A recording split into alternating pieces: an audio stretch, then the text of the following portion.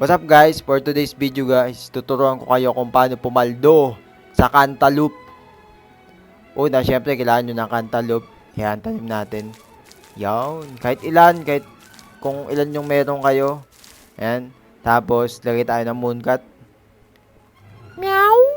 Meow! Meow! Yun, tapos diligan natin para tumubo agad siya. Yan.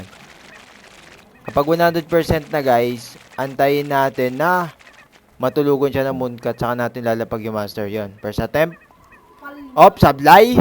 Sablay. And guys, first attempt sablay. Kaya, ginawa ko, winatering ko muna para ma-reset yung mga bunga. Ayun.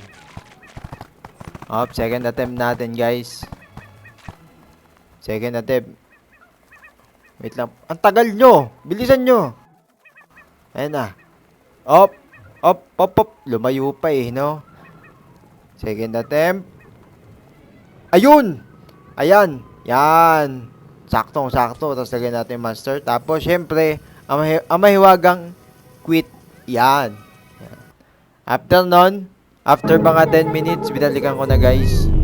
Nakikita nyo yan? Yan yung mga tangkay. Ang lalaki talaga. Mga ano yan. 12, mga 12 studs. Hindi pa polygon. Oh! Oh! Oh! Oh! Oh! Paldo! 1,000 years later.